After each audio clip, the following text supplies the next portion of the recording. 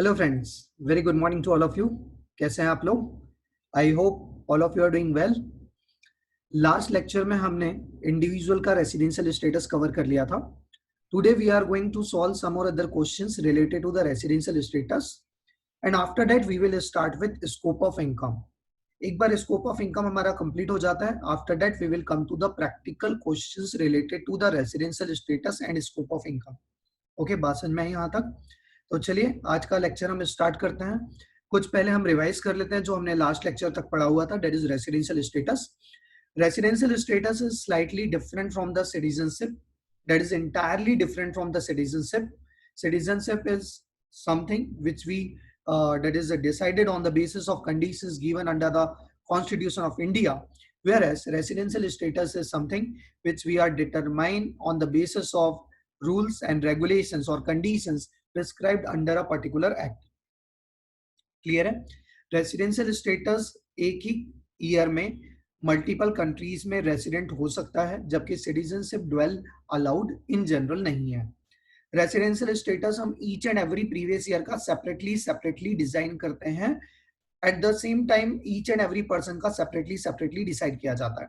अब यदि हम बात करें रेसिडेंशियल स्टेटस पर्सन वाइज कैसे डिजाइन किया गया है, तो बेसिकली हमने चार कैटेगरी में से डिवाइड किया था। One is the individual 6-1, second one is the HUF 6-2, third one is the company 6-3 and last one is the others that is 6-4. In case of artificial person, residential status going to be decided on the basis of control and management, whereas in case of natural person it is going to be decided how many days that individual resides in India, that is a stay in India.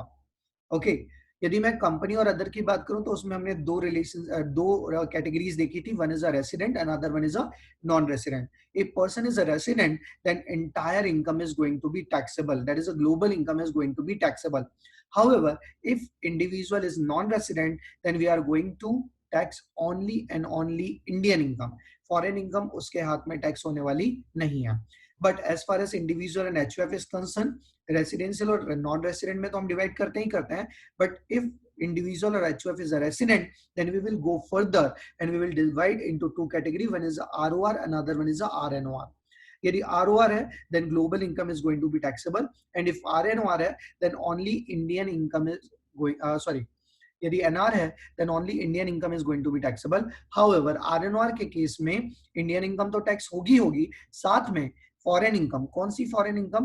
which is derived from the business which is initially controlled from India, or profession which is set up in India. तो ऐसी foreign income को हम RNOR के हाथ में क्या कर देते थे? टैक्स। ठीक है।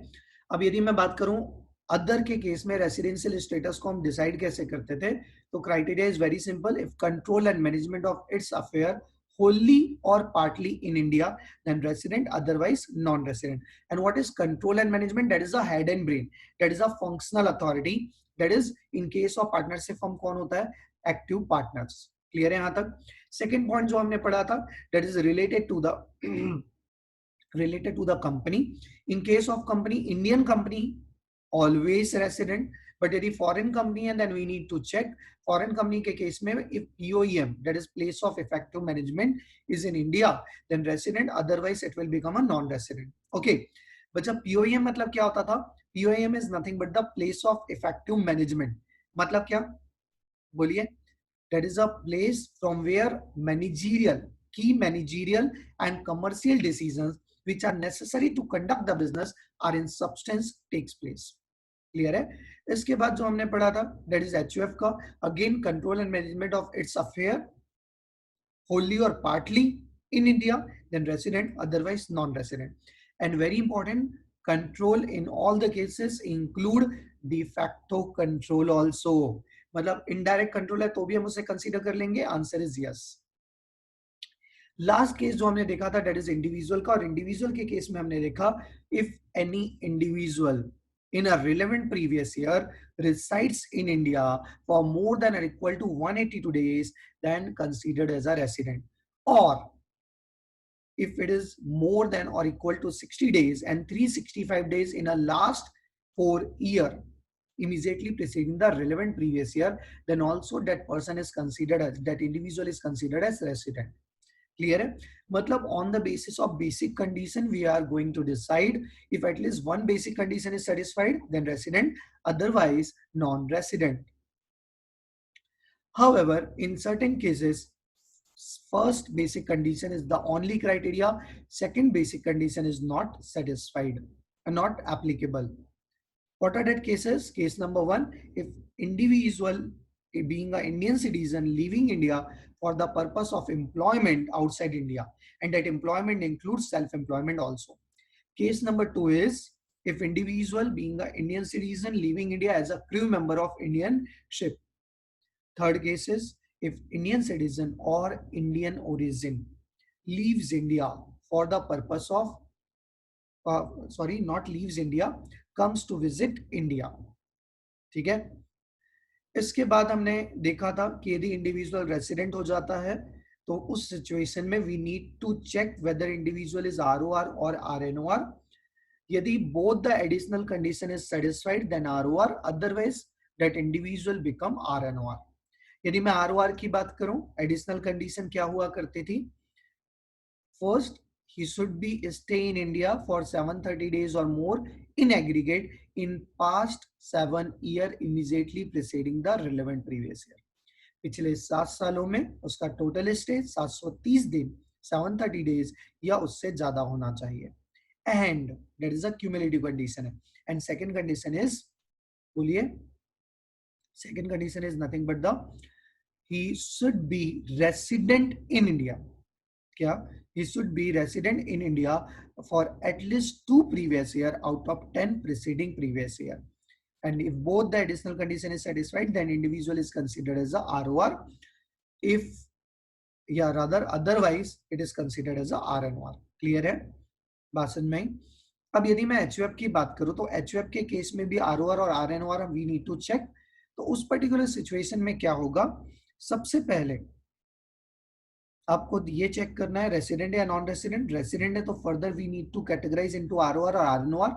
इन order to check whether that HUF is ROR और RNOR, you need to catch karta. किसकी कॉलर पकड़नी पड़ेगी? कर्ता. यदि कर्ता दोनों एडिशनल कंडीशन सेटिस्फाइड, देखो एडिशनल कंडीशन जो इंडिविजुअल के लिए थी वही कॉपी पेस्ट की गई है एचयूएफ के केस में. सिर्फ डिफरेंस ये है कि जो कंडीशन सेटिस्फाइड करना है वो एचयूएफ को नहीं करना, एचयूएफ के बिहाफ में कर्ता को करना है. और यदि कर्ता दोनों एडिशनल कंडीशन सेटिस्फाइड कर देता है then considered as a, then that HUF considered as a ROR. कहने का मतलब हुआ if karta stay in India for more than और इक्वल टू 730 डेज. ठीक है? और सेकंड केस यदि हम बात करें तो इस पर्टिकुलर सिचुएशन में क्या होगा? कर्ता should be resident in at least 2 previous year out of 10 preceding previous year. This is all about residential status. जितनी बातें थी हमने सारी कर ली थी. आज हम कुछ उससे रिलेटेड क्वेश्चंस कर लेते हैं, उसके बाद we will proceed to scope of income. Okay, आपको जो हैंडआउट दिया हुआ है उस हैंडआउट में आ जाइए. हैंडआउट में जो पहला क्वेश्चन आपको दिख रहा है that is Steve Waugh, the Australian cricketer. Steve Waugh, the Australian cricketer comes to India for 100 days every year. Every year वो 100 डेज इंडिया में आते हैं. Find out the residential status for assessment year 2021. सबसे पहले तो आप मुझे बताइए केस नंबर 1. बंदा क्या है? पर्सन कौन है? Individual. In case of individual we need to check basic condition in order to determine whether that person is resident और नॉन रेसिडेंट. क्लियर है? बात समझ में आ रही है? तो अब यदि आपको समझ में आ रही तो मुझे बताइए इस पर्टिकुलर सिचुएशन में फर्स्ट बेसिक कंडीशन हमारी क्या होती है? Sir first basic condition is nothing but the, बोलिए, stay in India in a relevant previous year. क्या? Stay in India in a relevant previous year for more than और equal to 182 days. बराबर है? यही आपकी पहली कंडीशन है. Relevant previous year का मतलब क्या है? असेसमेंट ईयर 2021, मतलब प्रीवियस ईयर क्या हो गया? 1920. क्या स्टीवा 1920 में 182 डेज या उससे ज्यादा के लिए इंडिया में विजिट करने आ रहे हैं? क्या? Answer is no. तो first basic condition is not satisfied.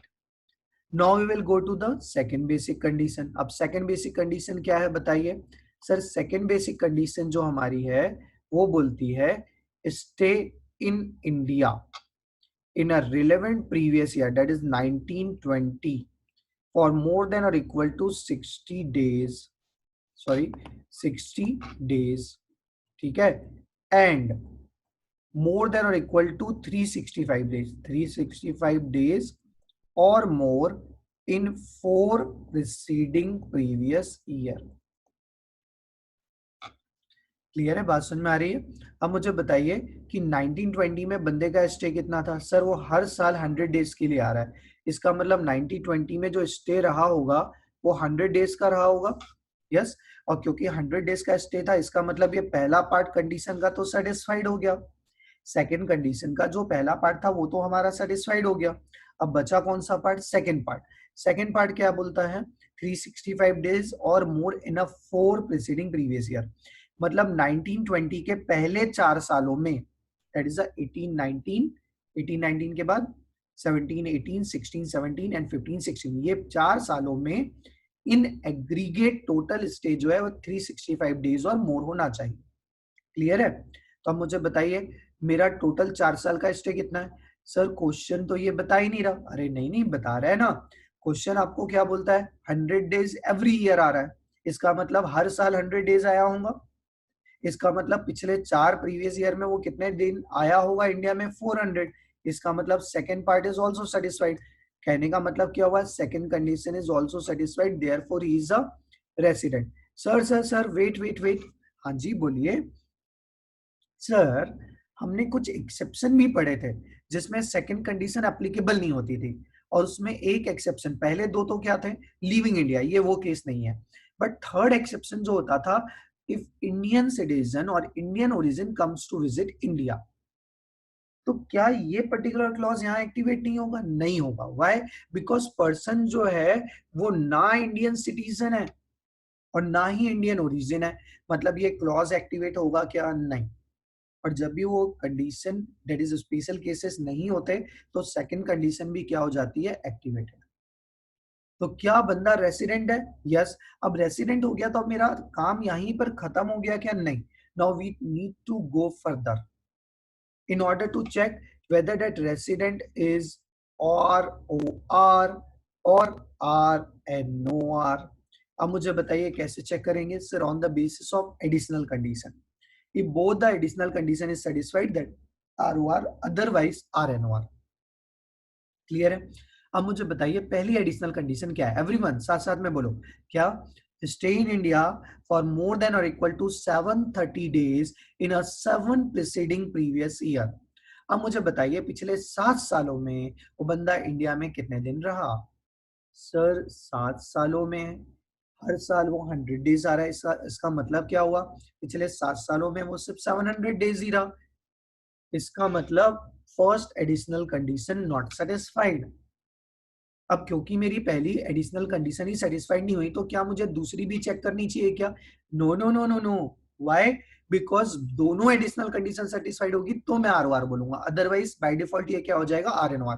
इसका मतलब बंदा रेसिडेंट तो है but ordinarily, not ordinarily resident है। ROR है, RNOR, RNOR।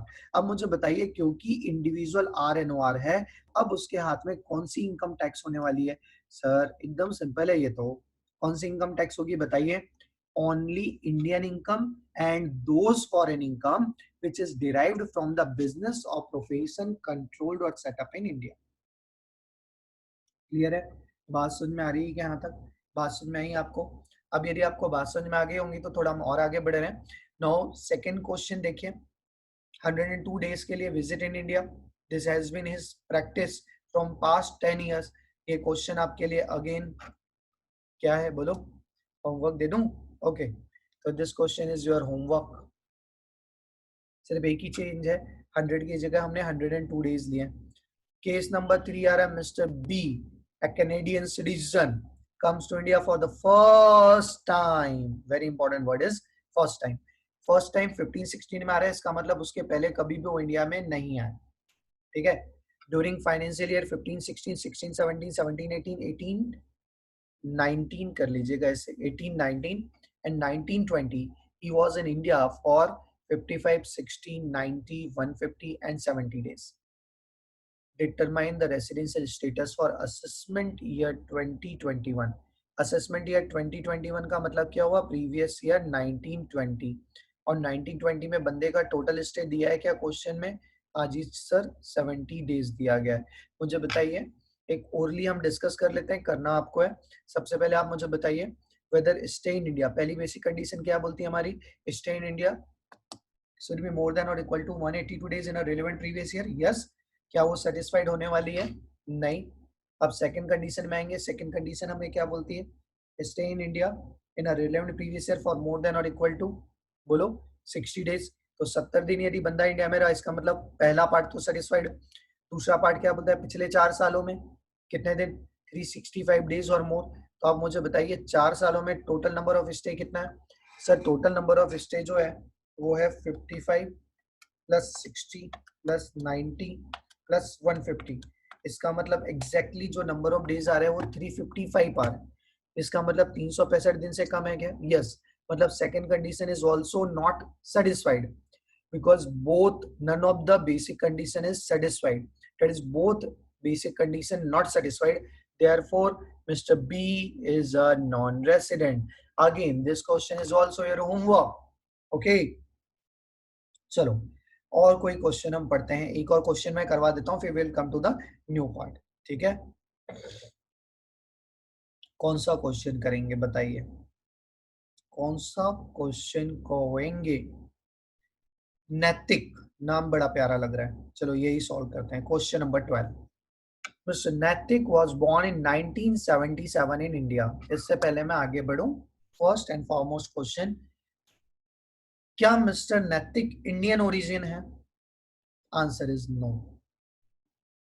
अब भी एज ऑफ नाउ, हमने आगे का नहीं पढ़े, आप भूल जाइए पेरेंट्स कहां बॉर्न हुए, सिर्फ ये लाइन पढ़ के आप क्या जजमेंट ले रहे हैं।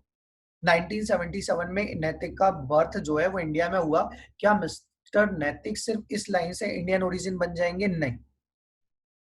हमें क्या चेक करना पड़ता है, क्या अनडिवाइडेड इंडिया में बॉर्न हुआ है क्या, बर्थ हुआ है क्या, क्लियर है।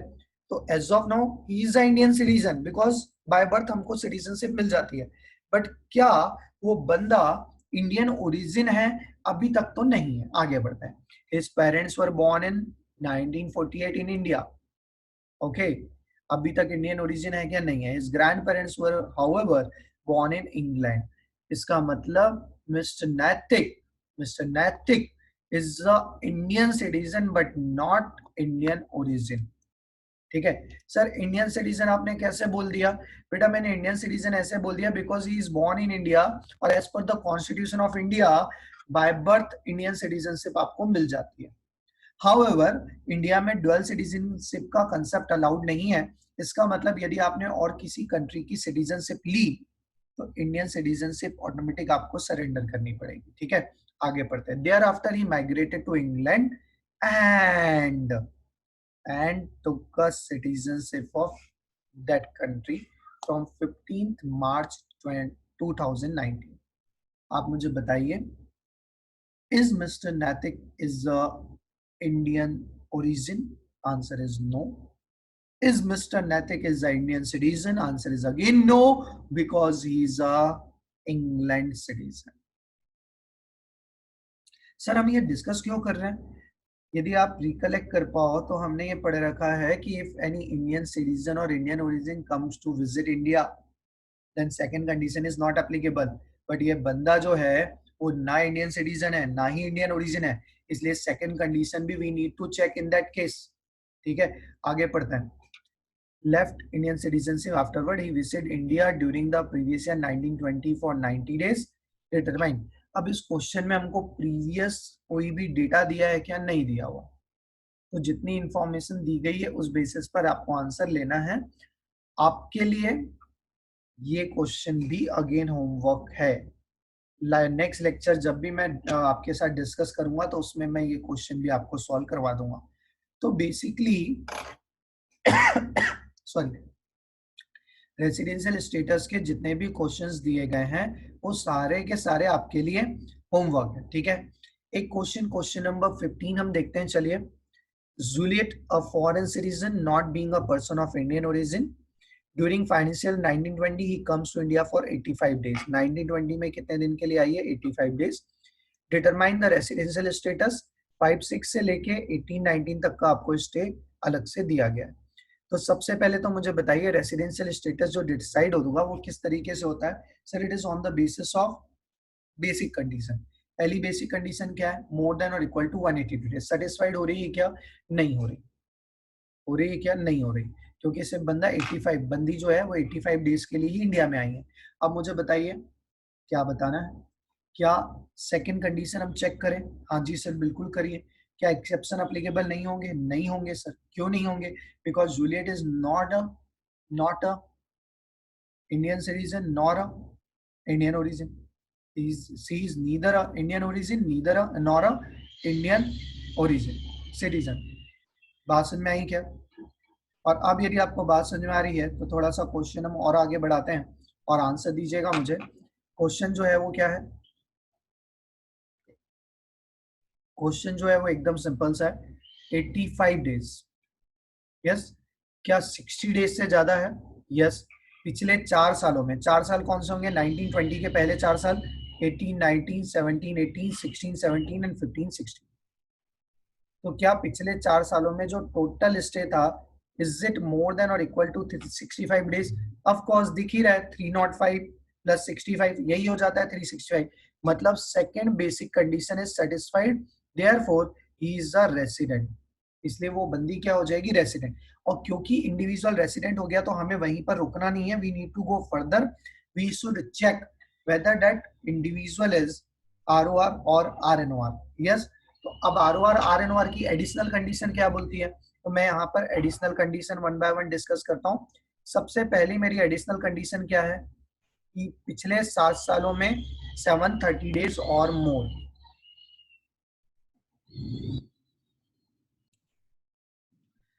पिछले 7 ईयर्स में, पिछले 7 सालों में आपका जो टोटल स्टे है that should B 730 days. Yes. अब आप मुझे बताइए कि 7 साल कौन से? रिलेवेंट प्रीवियस ईयर कौन सा है? 1920। तो उसके पहले वाले 7 साल कौन से होंगे? 18, 19, 17, 18, 16, 17, 15, 16, 14, 15, 13, 14, 12, 13। कितने हुए? 7 हो गए। अब ये 7 सालों में आपका जो टोटल स्टे है आपको उससे काउंट करना पड़ेगा। If it is more than 730 days then your condition is satisfied. Yes. बात समझ में आई? तो चलिए हम इसको टोटल करते हैं। इसका ये 7 सालों का टोटल देखते हैं कितना आ रहा है। बोलिए कितने नंबर ऑफ डेज है? पहला 16 plus 360 plus 181 plus 305 plus 65 plus 10 plus 126, total 1063 days. कितना आया? 1063 days, which is much more than the 730 days. इसका मतलब पहली कंडीशन तो हमारी सेटिस्फाइड है कि 7 सालों में बंदे का टोटल स्टे जो है मोर देन बोलिए मोर देन 730 डेज। अब सेकंड कंडीशन क्या है? सर सेकंड कंडीशन है कि पिछले 10 सालों में से at least 2 previous year he should be resident. पिछले 10 सालों में से at least 2 previous year he should be resident. Yes, यही है। ओके। तो इस पर्टिकुलर सिचुएशन में देखो, पिछले 10 साल मतलब 10 साल कौन कौन से हो गए पहले तो आप ये समझ लीजिए। 10 साल कौन से हैं सर? 10 साल ये 7 तो ये हो गए, दिस वन इज 8, 9 और ये 10, 10 साल हो गए। अब पिछले 10 सालों में आपको क्या बोला गया? कोई भी एटलीस्ट 2 साल वो रेसिडेंट होना चाहिए, एटलीस्ट 2 ईयर रेसिडेंट होना ही चाहिए। अब रेसिडेंशियल स्टेटस चेक कैसे करते हैं? ये कैसे चेक करोगे कि पर्टिकुलर ईयर में दैट इंडिविजुअल इज रेसिडेंट और नॉट? ये कैसे चेक किया जाएगा? बोलिए, क्या वो चेक करने का कोई क्राइटेरिया है? Answer is yes. क्या क्राइटेरिया है वो बताओ? Sir criteria is very simple, we need to check basic condition. अब आप मुझे वन बाय वन बताइए। पहला, सपोज मैं 18-19 से चलता हूँ, ठीक है, या रादर चलो 9-10 से ही उल्टा चलते हैं हम। 9-10 में पहली बेसिक कंडीशन हमारी क्या होती है? बोलो, मोर देन 182 डेज सेटिस्फाइड है क्या? नहीं है। दूसरी क्या होती है? More than 60 days. Yes, more than 60 days है। और पिछले 4 सालों में कितने दिन होना चाहिए? 365 डेज से ज्यादा है क्या? यस, इसका मतलब ही इज अ रेसिडेंट इन 9-10। यदि दोनों में से एक भी बेसिक कंडीशन सेटिस्फाइड हो गई तो हम क्या बोल देंगे? रेसिडेंट। सेकंड केस में आ जाओ। Again first basic condition is not satisfied क्योंकि ओनली 180 डेज इन इंडिया है। अब सेकंड बेसिक कंडीशन क्या है? 60 डेज से ज्यादा वो है क्या? यस, 180 डेज रहा है बंदा। और पिछले 4 साल उसके पहले वाले कौन से हैं? ये 4 साल। 4 सालों में क्या टोटल स्टे 365 डेज से ज्यादा है? यस ऑफकोर्स, दिख ही रहा है वो तो। और क्योंकि अब दिख रहा है, इसका मतलब अगेन इस पर्टिकुलर ईयर में भी बेसिक कंडीशन क्या हो रही है? Satisfied. Therefore he is a resident. अब देखिए 2 साल में मेरा ऑलरेडी रेसिडेंट आ चुका है, तो you need not to check each and every year. हाँ, यदि ये 2 साल में रेसिडेंट नहीं होता तो मुझे 1 बाय 1 आगे बढ़ना पड़ता और तब तक मैं चेक करता जब तक कि एटलीस्ट 2 साल में वो रेसिडेंट ना हो जाए पिछले 10 सालों में। और यदि 10 के 10 सालों में वो रेसिडेंट नहीं हुआ या एक ही साल में रेसिडेंट हुआ तो स्ट्रेट अवे हम बोलेंगे additional condition is not satisfied. But यहाँ पे तो पहले 2 सालों में ही रेसिडेंट है। अच्छा, ऐसे नहीं समझ रहे ना, तो भी मैं आपको एक चेक देता हूँ। आप मुझे बताइए पिछले 10 सालों में कितने साल ऐसे जिसमें वो 182 डेज से ज्यादा रहा? सर 1, 2, 3। इसका मतलब वो 3 सालों में तो रेसिडेंट डेफिनेटली है because is satisfying basic condition first.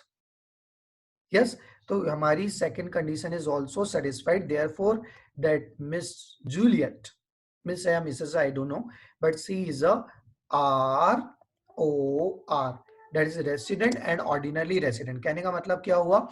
Global income is going to be taxable. कहने का मतलब क्या होगा? Global income is going to be taxable. बराबर है? क्लियर है? तो क्या अब हम आगे बढ़ सकते हैं? चलो, now we are moving ahead and अब हम जो पढ़ेंगे स्कोप ऑफ इनकम। क्या पढ़ने जा रहे हैं? Scope of income. चलो, so guys now we are going to learn scope of income. Basically scope of income की यदि मैं आपके साथ बात करूं तो स्कोप ऑफ इनकम मतलब क्या? तो हमने ये बात ऑलरेडी पढ़ी थी कि scope of income is nothing but the link between the income and country.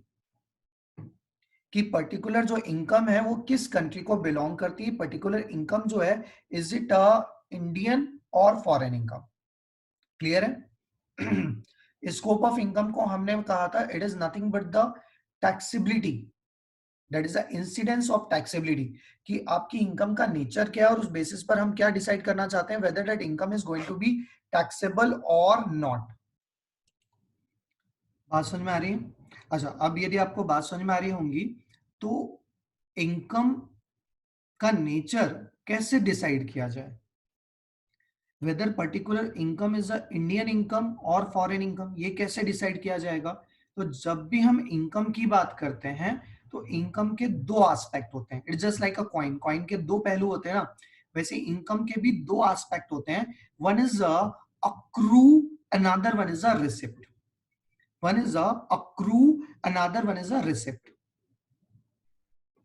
और यदि इन दोनों में से कुछ भी इंडिया में हुआ, इधर अक्रू और रिसिप्ट इंडिया में हुआ है, तो ऐसी इनकम को मैं बाय डिफॉल्ट क्या बोल दूंगा?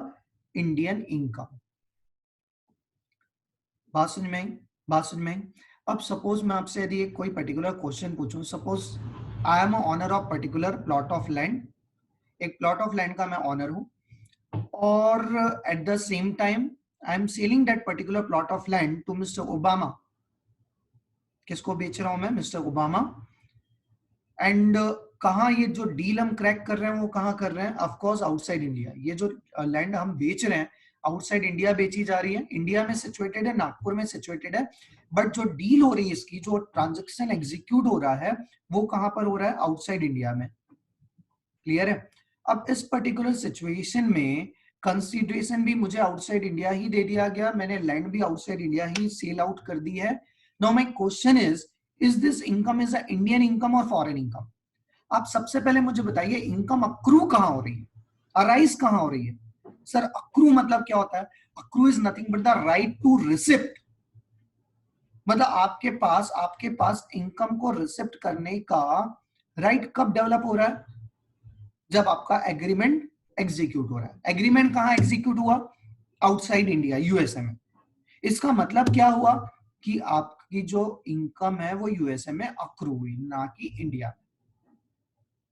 नहीं नहीं सर, प्रॉपर्टी तो इंडिया में, तो उससे क्या करना है आपको? जैसे मैं आपको एग्जांपल दूं, जब हम सैलरी चैप्टर पढ़ रहे थे तो आपको याद होगा सैलरी चैप्टर में हमने क्या पढ़ा था, सैलरी इनकम अक्रू कहाँ होती है, जहां पर आपने सर्विस रेंडर की, रादर हमने ऐसा पढ़ा था सैलरी इनकम अक्रू कब होती है, तो आपने कहा था ईच एंड एवरी डे, जैसे जैसे आप वर्क करते जा रहे हो each and every second income accrue होते जा रही। तो इस पर्टिकुलर सिचुएशन में भी इनकम कहां अक्रू होगी, जहां पे ट्रांजैक्शन एग्जीक्यूट हुआ। अब ट्रांजैक्शन कहां एग्जीक्यूट हुआ है, यूएसए में, क्लियर है, तो हमारी इनकम भी कहां अक्रू हुई, यूएसए, पहला पॉइंट क्लियर हो गया। Now point number 2, point number 2 क्या है कि रिसिप्ट कहां हुआ है, रिसिप्ट भी आउटसाइड इंडिया हुआ है, दैट इज यूएसए में हुआ है, क्योंकि कंसीडरेशन मुझे वहीं दे दिया गया। What do mean by the receipt, receipt मतलब first occasion when money comes under the control of the assessee. आप मुझे बताइए पहली बार मेरे पास पैसे कब आए, सर आपके पास फर्स्ट टाइम पैसे यूएसए में आए थे, इसका मतलब रिसिप्ट कहां हो चुका, यूएसए में हो चुका। अब यदि आपको बात समझ में आई हुई तो आप मुझे बताओ अक्रू कहां है, आउटसाइड इंडिया, रिसिप्ट कहां है, आउटसाइड इंडिया। सर ना अक्रू इंडिया में ना रिसिप्ट इंडिया में, इसका मतलब इनकम कैसी हो गई है, फॉरेन इनकम। इसका मतलब इंडिया में टैक्स हो पाएगी क्या रेसिडेंट नॉन रेसिडेंट के हाथ में, नहीं। इज इट करेक्ट और रॉन्ग, या फिर आप करेक्ट और रॉन्ग को छोड़ो, आप तो मुझे ये बताओ क्या गवर्नमेंट इस इनकम को भी टैक्स करना चाहती होगी, आंसर इज यस, गवर्नमेंट तो इस इनकम को भी टैक्स करना चाहती होगी। That is the only reason कि गवर्नमेंट ने 2 नए प्रोविजन इंट्रोड्यूस किए, और वो प्रोविजन क्या इंट्रोड्यूस किए, income deemed to be accrue और arise in India and income deemed to be receipt in India. Actual में भले ही इनकम का अक्रूवल इंडिया में नहीं हुआ है, but also you need to understand, you need to बोलो except that income is accrued in India. Deem to be accrued मतलब क्या, मानो या ना मानो, हम तो हमेशा मान के चलेंगे as far as income tax act is concern. Actual में इनकम का अक्रूवल इंडिया में हुआ, आउटसाइड इंडिया हो, we don't care. As far as income tax act is concern, we always assume income is accrued in India, income is always accrued in India. Clear है, बात समझ में आई आपको, बात समझ में आई यहां तक। तो गवर्नमेंट ने 2 नए कंसेप्ट और बनाए। तो अब यदि मैं बात करूं कि whether income is a Indian income और फॉरेन इनकम, तो how we are going to decide, we are going to decide on 4 aspect, और इन चारों में से कुछ भी यदि इंडिया में हुआ है तो उस इनकम को स्ट्रेट फॉरवर्ड हम बोल देंगे इंडियन इनकम, और यदि चारों में से कुछ भी इंडिया में नहीं हुआ तो ऐसी इनकम क्या कहलाएगी, फॉरेन इनकम। वापस से, यदि चारों में से कुछ भी इंडिया में हुआ है तो ऐसी इनकम क्या कहेंगे, इंडियन इनकम, और चारों में से कुछ भी इंडिया में नहीं हुआ तो ऐसी इनकम को हम क्या बोलेंगे, फॉरेन इनकम। अब ये 4 क्या है, फर्स्ट वेदर इनकम, जब भी कोई भी ट्रांजैक्शन एग्जाम में आएगा ना, you need to ask 4 question. बेटा जितना सिंपल मैनर में हो सकता है उतना सिंप्लीफाई करके मैं आपको पढ़ा रहा हूं, बहुत इंपॉर्टेंट पार्ट चल रहा है। पहला क्या, whether income is a Indian income, sorry whether income is a accrued in India. If answer is yes, तो स्ट्रेट अवे आप क्या बोल दोगे, इंडियन इनकम है, टैक्सेबल टू ऑल। सेकंड, यदि अक्रूड इंडिया में नहीं हुआ तो क्या रिसिप्ट इंडिया में हुआ है, if yes then income is a Indian income, क्या करेंगे, सबके हाथ में टैक्सेबल। अक्रू भी नहीं हुआ, रिसिप्ट भी नहीं हुआ, तो क्या deem to be accrued in India है, इफ यस तो मैं क्या बोलूंगा, Indian income taxable to all. यदि ये तीनों इंडिया में नहीं है तो मैं क्या बोलूंगा, क्या deem to be receipt in India, if yes then again it's Indian income taxable to all. और यदि ये चारों इंडिया में नहीं है, दैट इज आउटसाइड इंडिया है, तो straight away we will assume that we will consider that income as a foreign income, और क्योंकि हम foreign income मान लेंगे therefore nothing is going to be taxed in the hands of non resident. हाँ foreign income resident के हाथ में tax होगी, बट नॉन रेसिडेंट के हाथ में अब कुछ भी टैक्स होगा क्या, नहीं। क्लियर है, मतलब क्राइटेरिया इज वेरी सिंपल, और जो क्राइटेरिया है वो क्राइटेरिया क्या है, whether income is accrued in India और रिसिप्ट इन इंडिया और deem to be receipt in India और डीम टू बी, बोलिए बोलिए बोलिए, deem to be receipt in India. और इन चारों में से यदि कुछ भी इंडिया में होता है तो ऐसी इनकम को हम क्या कंसीडर करेंगे, इंडियन इनकम। और यदि चारों इंडिया से बाहर हुए तो ऐसी इनकम क्या कहलाएगी, फॉरेन इनकम। क्लियर है, तो स्कोप ऑफ इनकम हमें कहा दिया गया है, सेक्शन 5 में, बट इसे पढ़ने के लिए इसके साथ साथ रेड विथ सेक्शन 7 और 9 भी हमें रन करने पड़ेंगे, बिकॉज दोनों प्रोविजन इंपॉर्टेंट है। सबसे इंपॉर्टेंट जो प्रोविजन है सेक्शन 9, एक बार जो अभी तक हमने पढ़ा उसका ब्रीफ देख लो। क्या income, scope of income is nothing but the link between the income and country. ये हमें टैक्सेबिलिटी बताएगा on the basis of the nature of income. Nature of income का मतलब क्या है? Whether income is Indian income और foreign income, and it's going to be decided on the basis of two factor.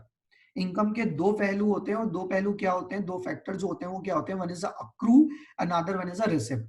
तो क्या income accrue India में हुई है या इनकम रिसिप्ट इंडिया में हुई है? और साथ में गवर्नमेंट ने हमारे साथ दो और एडिशनल बातें जोड़ दी है कि even though some time actual not accrued in India, actually income not accrued in India, but also kya is it deemed to be accrued in India? If yes, then also we will consider it as a deemed income. What is accrue in India? Accrue in India मतलब earn करना, accrue करना, that is right to receipt. Clear? That is right to receipt. And what is receipt in India? Receipt in India is nothing but the, बोलिए, receipt India first receipt. First receipt का मतलब क्या होता है? That is first occasion when money comes under the control of the assessee. साथ में repeat करो. Receipt मतलब क्या? First occasion when money comes under the control of the assessee. तो क्या हो जाएगा? अक्रूड इन इंडिया और रिसिप्ट इन इंडिया और deem to be accrued in India और deem to be receipt in India. यदि इन चारों में से कुछ भी इंडिया में हुआ है, then that income is considered as a Indian income. Clear है? अदरवाइज इस इनकम को हम क्या कंसीडर करेंगे? Foreign income. तो चलो, आपको यदि मैं बोल रहा हूं कि अक्रू भी इंडिया में हुआ और रिसिप्ट भी इंडिया में हुआ, क्या income accrued in India as well as receipt in India, या फिर मैं बोल रहा हूं अक्रू तो इंडिया में हुआ है बट रिसिप्ट आउटसाइड इंडिया हुआ है, या फिर मैं बोल रहा हूं अक्रू आउटसाइड इंडिया हुआ बट रिसिप्ट आउटसाइड इंडिया हुआ, in all that three cases income is considered as a Indian income. हम उसे क्या कंसीडर करेंगे? Indian income. बट ना अक्रू इंडिया में हुआ ना ही रिसिप्ट इंडिया में हुआ. अच्छा, जब मैं अक्रू बोल रहा हूं तो it include deem to be accrued also. जब मैं रिसिप्ट बोल रहा हूं तो it include deem to be receipt also. यदि ना अक्रूवल इंडिया में हुआ, ना रिसिप्ट इंडिया में हुआ, ना डीम टू बी अक्रूड है, ना डीम टू बी रिसिप्ट है इंडिया में, तो ऐसी इनकम क्या कहलाएगी? Foreign income. सर हम ये क्यों पढ़ रहे हैं? बिकॉज जब तक हमें नेचर नहीं पता रहेगा ना इनकम का, तब तक हम उसे टैक्स कर पाएंगे क्या? नहीं. क्योंकि इंडियन इनकम, यदि आपको पता चल गया कि पर्टिकुलर इनकम का नेचर जो है वो इंडियन इनकम है, तो स्ट्रेट अवे मैं क्या बोलूंगा? Entire income is taxable to assessee, irrespective of the residential status. Whether assessee is a resident or non-resident, income is going to be taxable. Clear है? But if it is a foreign income तो मैं क्या बोलूंगा? ROR, और are के हाथ में 100% taxable होगी. But in case of NR nothing is going to be taxable. In case of RNOR only up to the extent of foreign income which is derived from the business or profession controlled or set up in India going to be taxable. Clear है? बाकी किसी के हाथ में taxable होगा क्या? नहीं होगा. क्लियर है? What is the criteria? सबसे पहले बताओ स्कोप ऑफ इनकम है क्या? Sir scope of income is nothing but the taxability criteria, या इंसिडेंस ऑफ द इनकम, या फिर link between the income and country. Taxability decide करने के लिए we need to decide nature, और नेचर कितने टाइप के होता है? दो. One is the Indian income, another one is a foreign income. अब यदि मैं बात करूं कि how you will decide whether income is Indian और फॉरेन, तो इनकम के दो पहलू होते हैं, दो फैक्टर होते हैं. One is a accrue, another one is a receipt. यदि दोनों में से कुछ भी इंडिया में हुआ है, then that income is considered as a Indian income. मतलब यदि मैं बोलूं कि particular income accrued in India और रिसिप्ट इन इंडिया और deem to be receipt in India और deem to be accrued in India है, तो उस इनकम को मैं क्या बोल दूंगा? Indian income. और यदि चारों इंडिया में नहीं हुए, तो ऐसी इनकम को हम क्या बोलेंगे? Foreign income. क्लियर है बच्चा? क्लियर है? बात सुन में आई? अच्छा, अब यहां पर हमने एक रिसिप्ट की बात की, तो what do mean by the receipt in India? तो receipt is nothing but the first receipt. सबसे इंपॉर्टेंट पार्ट है बेटा, ध्यान से सुनिए. रिसिप्ट मतलब क्या? First occasion when money comes under the control of the assessee. First occasion when money comes under the control of the assessee. कहने का मतलब क्या हुआ? कि सब्सिक्वेंट, कहने का मतलब क्या हुआ? कि subsequent receipt, sorry, subsequent remittance is not at all important. Suppose income जो है, सपोज मैंने for example I am employ working with TCS, okay, और मैंने ऑस्ट्रेलिया में मुझे रिक्रूट ट्रांसफर कर दिया गया है, रिक्रूट किया गया ऑस्ट्रेलिया में। ऑस्ट्रेलिया में मुझे सैलरी मिली, रिसिप्ट हुई मेरे अकाउंट में। सब्सिक्वेंटली उस सैलरी को मैंने अपने पेरेंट्स के अकाउंट में इंडिया में ट्रांसफर कर दिया। Now receipt is in India और आउटसाइड इंडिया, तो रिसिप्ट क्या कंसीडर की जाएगी? Outside India, that is in Australia, क्योंकि फर्स्ट टाइम मेरे पास सैलरी का रिसिप्ट कब आया, आपने सब्सिक्वेंटली कहां रिमिट किया, ये इंपॉर्टेंट है ही नहीं। What is important? Important is the first receipt. आपको जो चेक करना है वो कौन सी रिसिप्ट चेक करना है? First receipt. First occasion when money comes under the control of the assessee, subsequent remittance is not important. Clear है? क्लियर है? रिसिप्ट मतलब क्या? First occasion when money comes under the control of the assessee, subsequent remittance is not at all important. Clear है? पहला point. दूसरा point यहीं पर मैं आपके साथ जो डिस्कस कर रहा हूं, that is nothing but the, वो पॉइंट क्या है? That point is nothing but the past untaxed income. किस बारे में मैं बात कर रहा हूं? Past untaxed income. अब ये पास्ट अनटैक्स इनकम क्या होता है? पास्ट अनटैक्स इनकम मतलब क्या? ऐसी इनकम जो एक्चुअल में इस पर्टिकुलर करंट ईयर को बिलोंग ना कर रही है, वो पर्टिकुलर करंट ईयर को बिलोंग नहीं कर रही, वो किसी और ईयर को बिलोंग कर रही है। हाउएवर वो उस रिस्पेक्टिव ईयर में टैक्सेबल नहीं हो पाई थी। हाउएवर वो उस रिस्पेक्टिव ईयर में टैक्स नहीं हो पाई थी, इसलिए हम उसकी क्या कर रहे हैं? बातें कर रहे हैं। नाउ माय क्वेश्चन इज, क्या वो पास्ट अनटैक्स इनकम क्योंकि पहले टैक्स नहीं हो पाई तो इस साल में टैक्स हो जाएगी क्या? Answer is no. Always remember, very important, past untaxed income या profit shall not be considered to be the income for current year under any status। मतलब चाहे वो रेसिडेंट हो, चाहे आरओआर हो, चाहे आरएनओआर हो, चाहे एनआर हो, it doesn't make any difference. In all the cases that income is not going to be taxable. अब कंसेप्ट क्या है सुनो। For example I am working in Dubai. अब दुबई में मैंने सैलरी कमा रहा हूँ, पैसा कमा रहा हूँ, और वो इनकम इंडिया में टैक्स नहीं हो रही, because at that time I was non resident, eight the same time my income is foreign income. ये बात कब की चल रही है? 5 6 6 7 7 8, after 10 year of that employment, I thought कि चलो अब जितने भी पैसे इकट्ठे हुए हैं सारे के सारे पैसों को इकट्ठा करके मैं इंडिया में जाता हूँ और इंडिया में सेटल होंगे। तो अब वो पैसा सारे के सारे मैं इंडिया क्या कर रहा हूँ? रिमिट कर रहा हूँ। क्या अब जब वो पैसा मैं इंडिया में रिमिट कर रहा हूं तो क्या पूरे पैसों को आप टैक्स कर देंगे इस साल में, क्योंकि आपने पिछले सालों में कभी भी टैक्स नहीं किया? Answer is no. You need to follow matching concept. जिस प्रीवियस ईयर का रेसिडेंशियल स्टेटस, उसी प्रीवियस ईयर की इनकम को हमें टैक्स करना है। You can not do like this कि पास्ट ईयर की जो इनकम को आप टैक्स नहीं कर पाए थे उस इनकम को आज टैक्स कर दो, पॉसिबल ही नहीं है। Always remember, past untaxed income or past untaxed profit cannot be taxed, cannot be taxed in a current year। ठीक है, समझ में आया यहां तक? ओके। अब यदि क्राइटेरिया आपको समझ में आ गया होगा तो स्कोप ऑफ इनकम एकदम सिंपल है। First you need to decide Indian है या फॉरेन इनकम है। यदि आपको समझ में आ गया इंडियन इनकम है तो टैक्सेबल टू ऑल कर देना, फॉरेन इनकम है तो taxable only to the resident और ordinary resident and for certain extent RNOR. ठीक है। How you will decide whether income is Indian or foreign? On the basis of 4 factor। पहला accrued in India, दूसरा receipt in India, तीसरा deemed to be accrued in India and चौथा deemed to be receipt in India। चारों में से यदि कुछ भी इंडिया में हुआ है तो मैं क्या बोलूंगा? बोलो इंडियन इनकम। और यदि चारों के चारों आउटसाइड इंडिया हुए तो ये इनकम कैसी कहलाएगी? Foreign income. क्लियर है? बात समझ में आ गई? अच्छा, यहाँ पर अक्रू का मतलब क्या होता है? दैट इज अर्न, अर्न करना, अक्रू करना, that is right to receipt. Receipt का मतलब क्या होता है? First receipt, that is occasion, first occasion when money comes under the control of the assessee. Clear है? हाउएवर यहां तक तो हमने पढ़ लिया, but what do mean by the deem to be accrued और डीम टू बी रिसिप्ट? ये अभी तक पढ़ा क्या? नहीं। तो सबसे पहले हम यहां पर कवर कर रहे हैं deem to be accrued in India. One of the very important part of that particular chapter, that is deemed to be accrued in India। और ये गवर्नमेंट ने कहां दे के रखा हुआ है? सर ये दिया गया है सेक्शन 9 में। तो अब मुझे क्या पढ़ना पड़ेगा?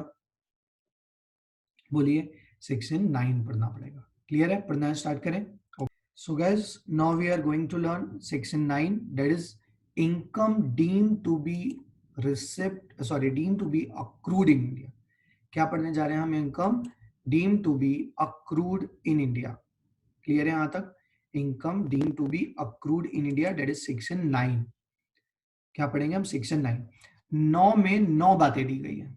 सेक्शन 9 में 9 क्लॉजेस दिए गए हैं और वो 9 क्लॉजेस में स्पेसिफिकली बताया गया है कि particular income is going to be considered as deemed to be accrue और अराइज इन इंडिया, यस और नो. हमने एक जो एग्जांपल डील किया था ना, कौन सा एग्जांपल? कि हमने अपनी land which is situated in Nagpur sold out to mister Obama. उस पर्टिकुलर एग्जांपल को हम यहाँ पर डिस्कस करने वाले हैं, क्योंकि ऑफ कोर्स गवर्नमेंट चाहती है कि क्योंकि हमारे रिसोर्सेज यूज हो रहे हैं. लैंड कहां सिचुएटेड है? इंडिया में. इसका मतलब रिसोर्सेस हमारे यूज हो रहे हैं क्या? Yes. That is the reason. क्या हमें उस इनकम को भी टैक्स करना चाहिए था? Answer is yes. यही रीजन है कि गवर्नमेंट ने नया कंसेप्ट बनाया, डीम टू बी अक्रू और arise in India, so that हम वो सारी इनकम को भी टैक्स कर पाए जिसको हम जस्ट बिकॉज क्योंकि एक्चुअल उसका अक्रूवल इंडिया में नहीं था इसलिए हम नहीं कर पा रहे थे. क्लियर है? तो इसको पढ़ाने के लिए वैसे तो 9 क्लास है, बट मैं इसको 5 कैटेगरी में डिवाइड कर रहा हूं. मैंने हर एक क्लॉज को आपस में एक दूसरे के साथ मर्ज करके रखा हुआ है on the basis of their nature.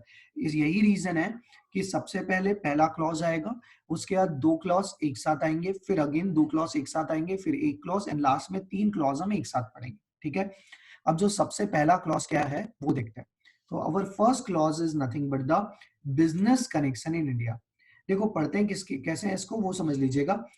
Income deem to be accrue और arise in India if income from business connection in India. if income का connection business connection जो है वो इंडिया में, if there is a business connection in India. what do you mean by the business? business मतलब क्या? business मतलब activity related to the trade, commerce और manufacturing जिसका prime object जो है वो profit कमाना है. what do you mean by the business? business is nothing but the any activity related to the, बोलिए, related to the, yes, trade, commerce and manufacturing जिसका prime object जो है वो बिजनेस प्रॉफिट कमाना है. यस. तो यहां पे हम लिख देते हैं any activity, business connection in India बोला ना, तो any activity related to the business, that is related to the trade, commerce, manufacturing takes place in India either in the form of agent or in the form of branch or in the form of subsidiary or godown, whatever it may be. अब किसी भी form में business से related activity यदि India में run कर रहे हैं तो उस सिचुएशन में it is considered as business connection in India, और उस ऑपरेशन से जो भी इनकम डेवलप होगी उसको हम डीम टू बी अक्रू और अराइज इंडिया मान लेंगे. इसका मतलब हम उसे क्या मान लेंगे? Indian income. और क्योंकि इंडियन इनकम हो गई तो अब वो सबके हाथ में टैक्स हो जाएगी क्या? यस. ये जो पॉइंट मैंने आपको पढ़ाया इसके लिए आपको थोड़ा पेशेंस रखना पड़ेगा क्योंकि इससे रिलेटेड हम और भी बातें करेंगे, बट एज ऑफ नाउ अभी मैं बस इतना ही करके छोड़ दे रहा हूं. अब जो सेकंड क्लॉज आ रहा है वो सेकंड क्लॉज क्या है? एनी इनकम, ध्यान से देखिए क्या, any income from a property और असेट और source which is situated in India. यदि कोई भी असेट, प्रॉपर्टी और सोर्स जो कि इंडिया में सिचुएटेड है, यदि उससे आपकी इनकम अराइज हो रही है, then that income is also considered as a Indian income, that is deemed to be accrue और अराइज इन इंडिया. ठीक है? नेक्स्ट पॉइंट जो है वो भी साथ में मैं आपके इसी के साथ क्लब करके आपको दिखा रहा हूं, that is income from a transfer of a property और असेट और source situated in India. Sir दोनों में तो सिमिलर बात ही दी गई है, क्या दोनों में कोई चेंज है? नहीं नहीं सर, दोनों सिमिलर. हाँ चेंज है. एक में ना income from a property, asset और सोर्स सिचुएटेड इन इंडिया लिखा है, दूसरे क्लॉज में आपने ट्रांसफर वर्ड ऐड कर दिया. नालायक कहीं के, मुझे ये सुनना था कि आपसे नहीं.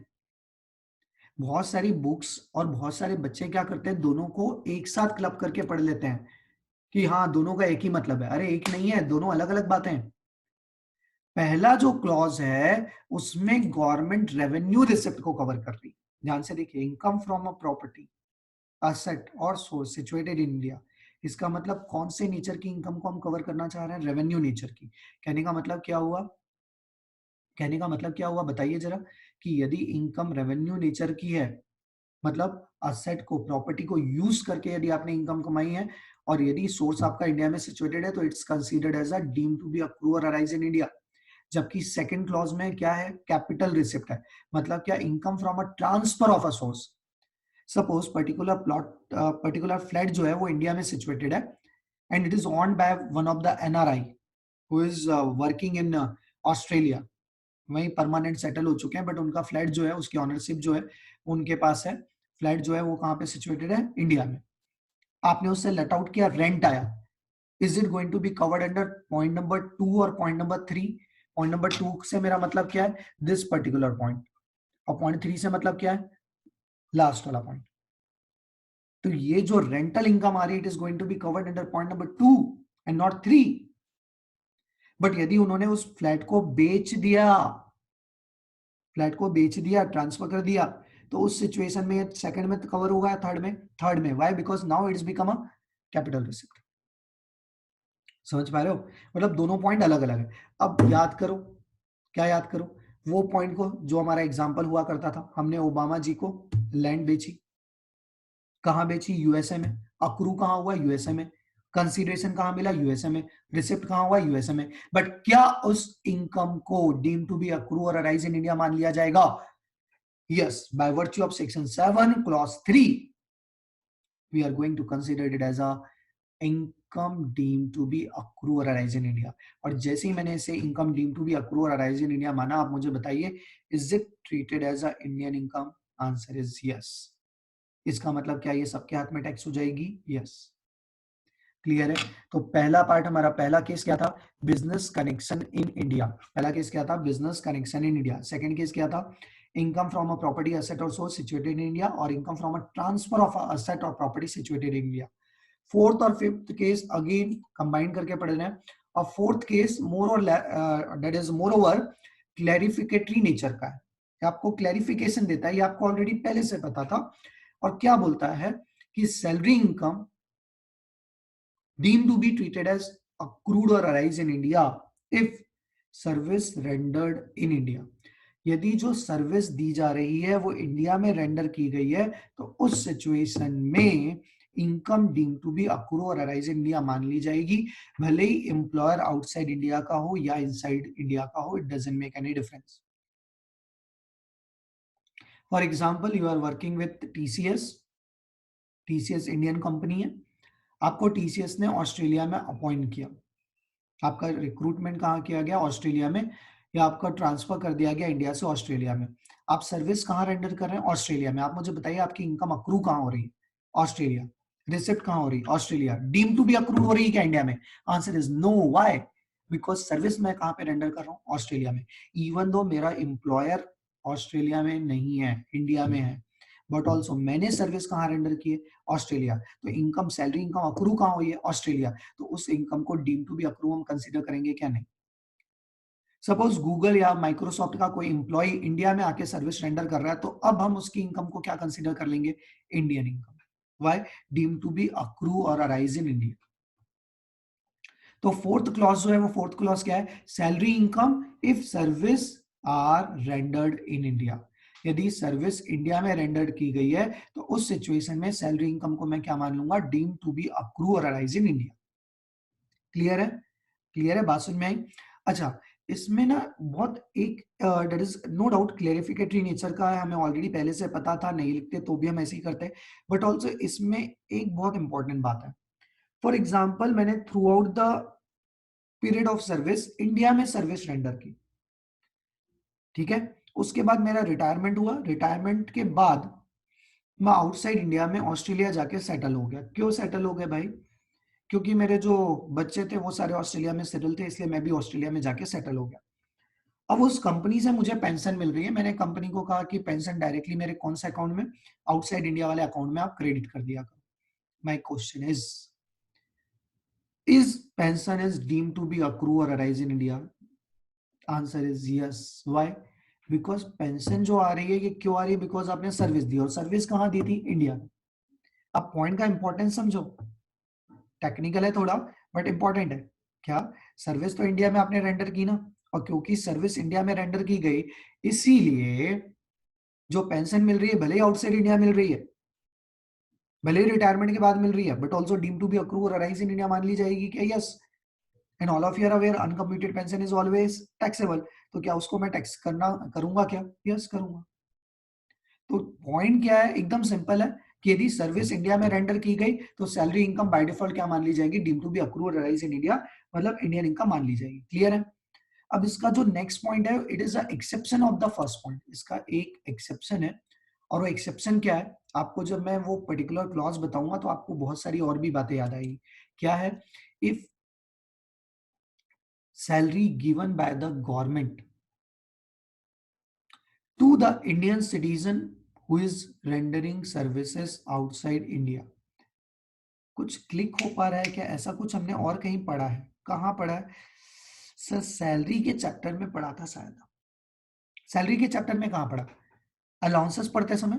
अलाउंसेस में कुछ अलाउंसेस ऐसे होते थे जो फुल्ली एग्जाम, और उसमें एक अलाउंसेस ऑफ परक्विसिट हमने पढ़ा था। If Indian government is giving allowances of perquisite to the Indian citizen who is serving outside India, then it is going to be exempted under section 10(7). I hope आप recover कर पा रहे होंगे, recollect कर पा रहे हो ना? ओके, तो यहाँ पर क्या बोला गया है? यदि salary Indian government Indian citizen को देती है, is rendering services outside India, तो उस सिचुएशन में it is considered as a deem to be accrue और अराइज इंडिया। इसका मतलब इंडियन इनकम मानकर हम उसको टैक्स कर देंगे। हाउएवर ध्यान रहे, गवर्नमेंट ने अलाउंसेस ऑफ परक्यूसिट को क्या करके रखा है? एग्जाम्प्ट अंडर सेक्शन 10(7), बट सिर्फ अलाउंसेस ऑफ परक्यूसिट को ही एग्जाम्प्ट किया है। इसका मतलब यदि बेसिक सैलरी जो है वो दी जा रही है तो उसको हम टैक्स करेंगे क्या? यस कर देंगे। तो अभी अभी हमने 5 क्लॉज पढ़े। पहला, business connection in India. Second, income from a property और असेट और source situated in India. Third, income from a transfer of a property और asset situated in India. Fourth, salary income if service rendered in India. Fifth, if government is giving salary to Indian citizen who is rendering services outside India। आपसे मेरा एक question है। Question क्या है sir? Question जो है वो एकदम सिंपल सा है, आपको मुझे बताना है। सपोज टीसीएस ने पर्टिकुलर एम्प्लॉय अपॉइंट किया outside India, that employee is a Indian citizen. TCS मतलब समझ रहे हो? Tata consultancy services, Indian company. या चलो इन्फोसिस ले लेते हैं। इन्फोसिस इन्फोसिस अपने एक एम्प्लॉय को एंगेज कर रहा है ऑस्ट्रेलिया में, and that employee is a Indian citizen. Clear है? जो सर्विस दी जा, जो सैलरी दी जा रही है और for the purpose of service rendering in Australia, is this salary considered as a deem to be accrue और arise in India? Indian citizen है, सर्विस आउटसाइड इंडिया है, सैलरी दी जा रही है, क्या डीम टू बी अक्रू और arise in India है? Answer is no. Why? Because देने वाला गवर्नमेंट नहीं है, देने वाला कौन है? इन्फोसिस या टीसीएस। आप इंपॉर्टेंस समझिए पॉइंट 5 का। Each and everything is very important. Indian government giving salary to Indian citizen, मतलब यदि फॉरेन सिटीजन होगा तो ये क्लॉज एक्टिवेट नहीं होगा। Giving salary for rendering services outside India, all condition need to be satisfied. Clear है? Now next point is nothing but the, बहुत ही सिंपल पॉइंट है जो ऑलरेडी हम पढ़ भी चुके हैं। That is a dividend from a Indian company, जिसके लिए आपको क्या रेफर करना पड़ेगा? आईएफएस, जो हम ऑलरेडी पढ़ चुके हैं। तो जब भी इंडियन कंपनी से आपको डिविडेंड मिलेगा, it's always and always and always considered as a deem to be accrue और arise in India. Deem to be accrue और अराइज इन इंडिया। क्लियर है यहां तक? And now last part is, last 3 clause को एक साथ मैं club करके पढ़ा रहा हूं। यदि आप प्रोविजन देखोगे तो 3 क्लॉज के तीन तीन प्रोविजन है, मतलब टोटल 9। हर एक के 3-3 अलग अलग पॉइंट सब पॉइंट दिए गए हैं। टोटल सब 9 सब पॉइंट्स हैं, बट हम उन सारे 9 सब पॉइंट्स को एक साथ मर्ज करके पढ़ रहे हैं क्योंकि उसमें एक ही बात लिखी है। सबसे पहली जो बात हो रही है, that is in respect of interest, royalty and technical services, fees for technical services. इससे पहले कि हम पढ़ें कि इंटरेस्ट, रॉयल्टी और fees for technical services government क्या बोल रही है सेक्शन 9 में, आप पहले मुझे ये बताइए कि इंटरेस्ट मतलब क्या? ब्याज। ब्याज नहीं और कुछ, डिफाइन करो उसको, इंटरेस्ट को। Interest is nothing but the, can we say that it is consideration for amount borrowed, जो हमने अमाउंट बोरो किया, उस बोरो अमाउंट जो हमने उधार लिया, उस उधार का जो कंसिडरेशन है it is in the form of interest. बोल सकते हैं ना, क्या interest is nothing but the consideration for amount borrowed या बोरोड मनी, या consideration for use of borrowed money as the case may be. Royalty क्या है? Can we say that consideration for use of copyright, patent, trademark, design etcetera, that is a CPT आप बोल देना। Fees for technical services is nothing but the consideration for technical services. Clear है? तो ये समझ में आया इंटरेस्ट क्या होता है, कंसिडरेशन फॉर मनी बोरोड।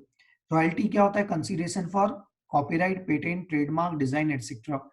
और टेक्निकल सर्विस का जो कंसिडरेशन है उसको हम क्या बोलते हैं, फीस फॉर टेक्निकल सर्विसेज। देखो यदि ये तीनों के तीनों एलिमेंट जो है यदि इंडिया में पे किए जा रहे हैं तब तो बात ही खत्म हो गई, क्योंकि रिसिप्ट इन इंडिया तो बाय डिफॉल्ट वो इंडियन इनकम हो गई, तो उसमें यहाँ पे कोई क्वेश्चन होगा क्या? नहीं। प्रॉब्लम कब आती है, जब आपने अमाउंट बोरो आउटसाइड इंडिया से किया है और आप इंटरेस्ट भी आउटसाइड इंडिया पे कर लो। प्रॉब्लम कब आती है, जब आपने पेटेंट जो लिया है वो आउटसाइड इंडिया से लिया और उसकी रॉयल्टी आप आउटसाइड इंडिया पे कर लो। प्रॉब्लम कब आती है, जब आपने नो हाउ आउटसाइड इंडिया से लिया है, आपने टेक्निकल सर्विसेज आउटसाइड इंडिया से लिया है और उसका पेमेंट आपको आउटसाइड इंडिया करना है। तो अब क्योंकि हमारे रिसोर्सेस कहीं ना कहीं यहाँ पे हैम्पर हो रहे हैं, तो गवर्नमेंट क्या इस इनकम को भी टैप करना चाहती है? यस। तो यहां पर सबसे पहले देखो, यदि interest, royalty, fees for technical services paid inside India, तब तो कोई डाउट ही नहीं होना चाहिए, स्ट्रेट अवे आप बोल देना इट्स इंडियन इनकम, कहानी खत्म। But if it is paid outside India, then you need to check ये कौन पे कर रहा है। If it is paid by the government, यदि ये इंडियन गवर्नमेंट पे कर रही है, then straight away without any second thought, always on always considered as a deemed to be accrue or arise in India. However, if it is paid by other than government, then we need to check further. अब क्या check करना पड़ेगा, यदि मैं interest पे कर रहा हूं तो मैं इंटरेस्ट क्यों पे कर रहा हूं, बिकॉज मैंने अमाउंट बोरो किया। उस अमाउंट बोरो का आपने किया क्या, क्या आपने उसे इंडिया में बिजनेस और प्रोफेशन के लिए यूज किया? अच्छा, when I said other person, तो यहाँ पे रेसिडेंट, नॉन रेसिडेंट सारे के सारे कवर हो गए। आपको मॉड्यूल इस पर्टिकुलर पर्पस के लिए रेफर नहीं करना, प्रोविजन रेफर नहीं करना, जैसा मैं आपको समझा रहा हूं वैसा ही ध्यान रखिए। और ऐसा मैं क्यों बोल रहा हूं, बिकॉज हो सकता है वहां से पढ़ने पर कंफ्यूज हो जाए। मैं वो 9 सब पॉइंट्स को क्लब करके इतने से मैं समराइज कर रहा हूं, that too with clarity. Okay, तो आपने जो इंटरेस्ट पे किया वो क्यों किया, क्योंकि आपने अमाउंट बोरो किया। तो जो अमाउंट आपने बोरो किया उसे आपने कहां यूज किया, इंडिया में यूज किया या आउटसाइड इंडिया? यदि आउटसाइड इंडिया यूज किया तब तो बात वहीं खत्म हो गई, उसके बारे में हम डिस्कशन नहीं करेंगे। बट इंडिया में यूज किया तो कहां यूज किया? Is it for the purpose of business और profession which is carried on in India? If yes, then income is considered as an Indian income. मतलब यहां पर एक एडिशनल कंडीशन है, और वो एडिशनल कंडीशन क्या है, चलो मैं थोड़ा सा बड़ा कर देता हूं।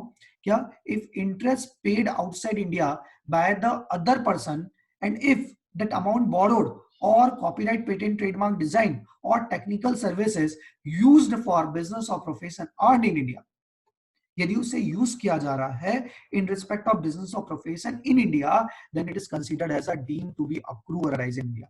अब जाके ये चार्ट इंटायरिटी में कंप्लीट हो चुका है। एकदम सिंपल छोटा सा चार्ट बनाया है, ज्यादा बड़ा नहीं है, एक ही पेज में सेक्शन 9 आपका इससे कवर हो जाएगा। सेक्शन 9 बेसिकली क्या है, income deemed to be accrue और अराइज इन इंडिया। क्या, income deemed to be accrue और अराइज इन इंडिया। टोटल 9 में 9 क्लॉजेस है। क्लॉज नंबर 1, पहला क्लॉज जो था वो क्या था बताइए? First clause is nothing but the income from a business whose connection in India, that is business connection in India. Second, income from a property or asset or source situated in India, or income from a transfer of a property or asset situated in India. If service rendered in India, if government is giving salary to Indian citizen who is rendering services outside India. Dividend from an Indian company. And last, interest, royalty and technical fees paid outside India either by the government or by the non-government. Government ने use की है government ने यदि पे किया है तब तो स्ट्रेट अवे आप बोल दीजिएगा डीम टू बी अक्रू और arise in India without any second thought. But यदि नॉन गवर्नमेंट पे कर रही है then you need to further check. क्या चेक करना पड़ेगा मुझे? Is it paid, is it paid outside India? If yes, तो क्या जिस पर्पस के लिए पे किया जा रहा है दैट इज उसका जो रिप्लिका है, दैट इज हमने क्यों पे किया? क्योंकि हमने अमाउंट बोरो किया इसलिए हमने इंटरेस्ट पे किया। आपने रॉयल्टी क्यों पे की? क्योंकि हमने कॉपीराइट लिया। आपने टेक्निकल फीस क्यों पे की? बिकॉज टेक्निकल सर्विस ली। तो क्या वो इंडिया में बिजनेस के लिए यूज किया गया? If yes then it is considered as a deem to be accrue और अराइज इन इंडिया। क्लियर है? ये इंटायर चार्ट को आप 2 पेज कंबाइन करके बना लेंगे तो काफी अच्छा रहेगा। ठीक है, बट ये जो लास्ट वाला पॉइंट है उसको हम एक बार और समझते हैं, उसके बाद बिजनेस कनेक्शन इन इंडिया को समझ के आगे बढ़ेंगे। ठीक है, तो लास्ट वाला पॉइंट नंबर 7, 8 और 9 तीनों पॉइंट को हम वापस से डिस्कस करने जा रहे हैं। Point number 7, 8, 9। सबसे पहला पॉइंट तो हमने जो यहाँ पे डिस्कस किया वो क्या था? If it is paid by the government, Indian government, it can be central government, state government और union territory, to any person outside India. क्या पे किया जा रहा है? इधर इंटरेस्ट, रॉयल्टी और technical fees, then straight away it is considered as a deemed to be accrue or arise India without any second thought। आपको और कुछ सोचना भी नहीं है, स्ट्रेट अवे बोल दीजिएगा। क्या बोल देना? It is deem to be accrue और अराइज इन इंडिया, कहानी खत्म। गवर्नमेंट उससे इनसाइड इंडिया यूज कर रही है, आउटसाइड इंडिया यूज कर रही है, बिजनेस से रिलेटेड यूज कर रही है, नॉन बिजनेस पर्पस के लिए यूज कर रही है, doesn't make any difference. Government ने कोविड 19 आउटब्रेक से रिलीफ के लिए सपोज आउटसाइड इंडिया से लोन लिया, वर्ल्ड बैंक से सपोज लोन लिया। अब वो लोन का हम इंटरेस्ट पे कर रहे हैं। Is this interest deem to be accrue और arise in India? Answer is yes. Clear है? बात समझ में आई? सपोज नेपाल में फ्लड आया, नेपाल को हेल्प करने के लिए हमने आउटसाइड इंडिया से वर्ल्ड बैंक से लोन लिया और उन पैसों को हमने नेपाल को दे दिया। अब जो इंटरेस्ट मैं पे करूंगा, is it deem to be accrue और arise in India? Answer is again yes. यदि गवर्नमेंट पे कर रही है इंटरेस्ट, रॉयल्टी, टेक्निकल फीस, उस सिचुएशन में always deem to be accrue और arise in India, straight away कर ले, समझ लेना। ठीक है, बट यदि गवर्नमेंट के अलावा दैट इज नॉन गवर्नमेंट पे करेगी तो क्या होगा? तो in case of non government amount paid to any person outside India, either interest, royalty और technical fee, then whether it deemed to be accrue or arise in India or not, ये check करने के लिए first we need to check. क्या check करना पड़ेगा? आपको ये चेक करना पड़ेगा कि जो कंसीडरेशन आप पे कर रहे हो, कंसीडरेशन क्यों पे कर रहे हो? क्या उससे आपने बिजनेस और प्रोफेशन के लिए इंडिया में यूज किया है? If yes then deem to be accrued, otherwise no. मतलब क्या, सपोज नॉन गवर्नमेंट जो है वो क्या पे कर रहा है? इंटरेस्ट। यदि मैं इंटरेस्ट पे कर रहा हूं तो इंटरेस्ट में क्यों पे कर रहा हूं? क्योंकि मैंने अमाउंट बोरो किया। क्या उस अमाउंट बोरोड को मैंने बिजनेस और profession which is carried out in India use किया है, के लिए यूज किया है? If yes then deem to be accrued. Royalty यदि मैं पे कर रहा हूं तो रॉयल्टी में क्यों पे कर रहा हूं? Because I am using copyright, patent, trademark, design, formula etcetera. Technical fees क्यों पे कर रहा हूं? Technical service. यदि ये जो अमाउंट आप पे कर रहे हो इट इज यूज्ड, ये जो आपने कॉपीराइट लिया, पेटेंट लिया, ट्रेडमार्क लिया, डिजाइन ली, टेक्निकल सर्विस ली, अमाउंट बोरो किया, if it is used in India for business और profession carried out in India, ऐसे बिजनेस और प्रोफेशन में यूज किया गया जो इंडिया में ही रन हो रहा है, तो उस सिचुएशन में it is considered as deem to be accrue और अराइज इन इंडिया। कहने का मतलब ये हुआ कि यदि यदि ये इंडिया में बिजनेस और प्रोफेशन के लिए यूज नहीं किया जाता तो मैं इसे डीम टू बी अक्रू और अराइज इन इंडिया नहीं मानता। इसका मतलब ये हुआ कि यदि ये आउटसाइड इंडिया में यूज किया जाता किसी भी पर्पस के लिए इंक्लूडिंग बिजनेस और प्रोफेशन, तो भी मैं इसे डीम टू बी अक्रू और अराइज इन इंडिया नहीं मानता। सपोज टाटा ने, if you can recollect your memory, तो टाटा ने एक बहुत बड़ी डील की थी, कोरस को परचेस किया था। और कोरस को परचेस करने के लिए, एक्वायर करने के लिए उन्होंने कंसोर्टियम में बैंक से लोन लिया था। और जो लोन लिया गया था वो आउटसाइड इंडिया से, बैंक ऑफ अमेरिका और इन सब से लोन लिया हुआ था। एग्जाम्पल है। ओके, अब मुझे बताइए, मैंने कोरस को परचेस किया, कोरस को परचेस करने के लिए लोन लिया टाटा ने, टाटा उसका इंटरेस्ट पे कर रहा है, इंडिया से इंटरेस्ट हम आउटसाइड इंडिया पे कर रहे हैं। Okay, whether that interest is deem to be accrued और अराइज इन इंडिया? किस बात के ऊपर डिपेंड करेगा? पे कौन कर रहा है? टाटा, मतलब नॉन गवर्नमेंट। पॉइंट नंबर 2, क्या जो अमाउंट बोरो किया गया it is used in India for business और profession? Answer is no. Outside India purpose के लिए हमने बोरो किया था, कोरस हमने परचेस किया ना, तो इसे डीम टू बी अक्रू और अराइज इंडिया नहीं माना जाएगा। इसका मतलब क्या हुआ? इसका मतलब ये हुआ कि नॉट इंडियन इनकम, ये फॉरेन इनकम है, इसलिए जो इंटरेस्ट जिसको पे किया जा रहा है उसको बोलो उस पर्टिकुलर सिचुएशन में उसके हाथ में वो इनकम टैक्स होगी क्या? नहीं होगी। अब इसी को मैं थोड़ा सा चेंज करता हूं। सपोज टाटा ने लोन लिया for the purpose of setting up a plant for nano. Nano के प्लांट को सेटअप करने के लिए टाटा ने लोन लिया बैंक ऑफ अमेरिका से। अब इंटरेस्ट पे किया जा रहा है बैंक ऑफ अमेरिका को। Is it deem to be accrue और अराइज इन इंडिया? यस और नो? Answer is yes. कौन पे कर रहा है? टाटा। क्या पे कर रहा है? इंटरेस्ट। इंटरेस्ट क्यों पे किया? क्योंकि हमने अमाउंट बोरो किया। क्या जो अमाउंट बोरो किया गया is this amount used for the purpose of business in India? Answer is yes. इसका मतलब डीम टू बी अक्रू और अराइज इन इंडिया। कहने का मतलब ये हुआ कि it is considered as a Indian income taxable in the hands of bank of America. मतलब गवर्नमेंट बैंक ऑफ अमेरिका को भी टैक्स करेगी। समझ में आ रहा है? तो बैंक ऑफ अमेरिका टैक्स पे करेगी क्या? हाँ, करना तो पड़ेगा ना। फिर नहीं किया तो अरे उसका तो हमने पहले ही टीडीएस डिडक्ट कर लिया होगा 194A में, भूल गए क्या? Sorry, not 194A, outside India पे कर रहा है तो 195 में। तो 195 में ऑलरेडी उसका टीडीएस डिडक्ट हो चुका है, तो हमारे पास मैक्सिमम टैक्स तो आ ही चुका होगा। समझ में आया यहाँ तक? तो ये आपका नोट नंबर 1 हो गया। Now I am moving ahead, और अब जो हम बात कर रहे हैं that is related to the business connection in India. Clear है? अब जो मैं आपसे बात करने जा रहा हूं that is business connection in India. चलिए जी, बात करना स्टार्ट करते हैं। आराम से बात को सुनिएगा फिर आंसर दीजिएगा। क्वेश्चन जो है वो क्या है? Suppose I am running a business in Canada. क्या? I am running business in Canada. Okay, Canada में ही मुझे ऑर्डर रिसिप्ट होता है, कनाडा से ही मैं क्या कर देता हूं? सप्लाई कर देता हूं। हाउएवर जो रिसिप्ट होती है वो मेरे हेड ऑफिस में जो कि ऑस्ट्रेलिया में सिचुएटेड है वहां होती है। बट जो बिजनेस है that business is controlled from India. Question एकदम क्रिस्टल क्लियर होना चाहिए। Business operated in Canada, receipt in Australia, however controlled from India. Question एकदम सिंपल सा है, इज इट इंडियन इनकम और फॉरेन इनकम? मैं अभी आपसे ये पूछ ही नहीं रहा किसके हाथ में टैक्सेबल होगा, पहले आप ये बताओ इंडियन है या फॉरेन है। क्या क्या होगा वापस से मैं बता दूं, वापस से मैं बोलूं? ओके, तो मैंने आपको कहा है, मैंने आपको सिंपली कहा कि जो बिजनेस है वो कनाडा में सिचुएटेड है। ओके, पॉइंट नंबर 2, रिसिप्ट जो होती है वो ऑस्ट्रेलिया में होती है, however it is controlled from India.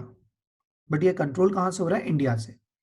Sir इसका मतलब बिजनेस कनेक्शन इन इंडिया, और क्योंकि बिजनेस कनेक्शन इन इंडिया इसका मतलब इट्स इंडियन इनकम, क्योंकि डीम टू बी अक्रू और अराइज इन इंडिया हो गया, इसका मतलब इंडियन इनकम है, और इंडियन इनकम है तो सबके हाथ में क्या हो जाएगी? Taxable. You know what, you are wrong. और साहब आप सिर्फ अकेले नहीं हो, आपके साथ सारी क्लास तो है ही है, और भी बाकी बहुत सारे मार्केट में लोग हैं जिसको ऐसा लगता है कि it is a Indian income and hence taxable to all because business connection in India. Answer is wrong, it's a foreign income. Sir कैसे फॉरेन है? बिजनेस कनेक्शन इंडिया में ना, there is a difference between the business connection in India and business controlled from India. What do you mean by business connection in India? बताइए, थोड़ी देर पहले आपको समझा ना। बिजनेस कनेक्शन इन इंडिया का मतलब क्या है? Any activity related to the business undertaken in India. Control कर रहे हैं हम कोई एक्टिविटी इंडिया में नहीं कर रहे हैं। बिजनेस कनेक्शन वाला जो क्लॉज है ना, it is always subjected to some और other activity related to business conducted in India. Control करना is very easy task boss, mobile में लेके भी मैं आपको कंट्रोल कर सकता हूं। बट क्या कोई एक्टिविटी इंडिया में बिजनेस से रिलेटेड हुई है? नहीं हुई। और जब कोई एक्टिविटी हुई नहीं तो how can you treat it as a business connection in India? एक छोटी सी गलती Indian that is foreign income को आपके लिए क्या बना चुकी? Indian income. और क्योंकि आपने उसे इंडियन इनकम कहा, दैट इज द रीजन आपने सबके हाथ में टैक्सेबल कर दिया होगा, जबकि वो थी क्या? Foreign income. तो सबके हाथ में टैक्स होनी चाहिए थी क्या? नहीं। समझ में आ रहा है सर क्या बोल रहे हैं आप? चलो मैं आपको समझाता हूँ मैं क्या बोलना चाह रहा हूँ। मैं क्या बोल रहा हूँ कि देखो, दो चीजें हमने डिस्कस की है। एक तो business connection in India. What do mean by business connection in India? Business connection in India का मतलब होता है any activity related to the business. What do mean by the business? Business मतलब ट्रेड, कॉमर्स और manufacturing. ठीक है, trade, commerce और manufacturing undertaken in India to earn a profit. Profit object के साथ यदि आपने कोई बिजनेस से रिलेटेड एक्टिविटी इंडिया में अंडरटेकन की, दैट इज कंडक्ट की है, तो उस सिचुएशन में we will consider it as a business connection in India. और यदि बिजनेस कनेक्शन इंडिया में है तो ऐसी इनकम को हम क्या बोलते हैं? डीम्ड टू बी अक्रूड और arise in India by virtue of section 9। और क्योंकि ये डीम्ड टू बी अक्रू और अराइज इन इंडिया है, meaning thereby it's Indian income, hence taxable to all. Clear है? But on the other hand, business controlled from India is something different. क्या? Business carried on outside India but control from India, ये जो particular clause है ना, ये थोड़ा सा अलग है बच्चा। It is not connection in India. अब समझो, बिजनेस कहाँ है? कनाडा में। ऑपरेट कहाँ हो रहा है? कनाडा में। रिसिप्ट कहाँ हो रही है? ऑस्ट्रेलिया में। अच्छा, कनाडा कनाडा सुनकर ऐसा मत सोचो कि मुझे कनाडा बोलना नहीं आता, बट जानबूझ के I am saying not Canada, Canada, Canada, Canada. समझा क्या? तो business carried out on outside India but controlled from India.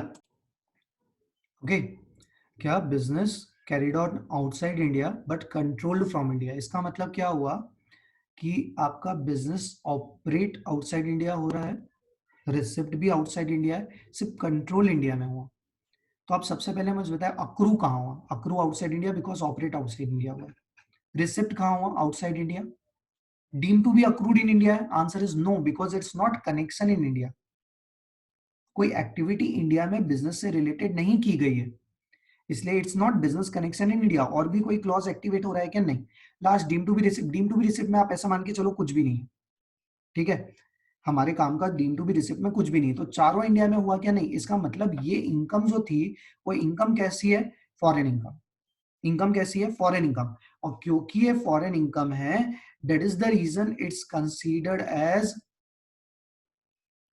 taxable not to all but only to the ROR and RNOR। NR के हाथ में ये income कभी भी tax होगी क्या? नहीं होगी। क्लियर है? बात समझ में आ रही है क्या? प्लीज ध्यान से सुनिए, मैं आपसे वापस से क्वेश्चन पूछ रहा हूँ।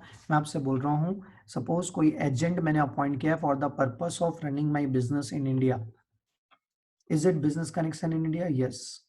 सपोज मैं फैक्ट्री ऑपरेट कर रहा हूँ इंडिया में, बट उससे जो भी गुड्स बनते हैं वो मैं आउटसाइड इंडिया बेचता हूँ। मेरा सेटअप भी आउटसाइड इंडिया है, बिजनेस का हेड ऑफिस भी आउटसाइड इंडिया है, तो is it business connection in India? Yes.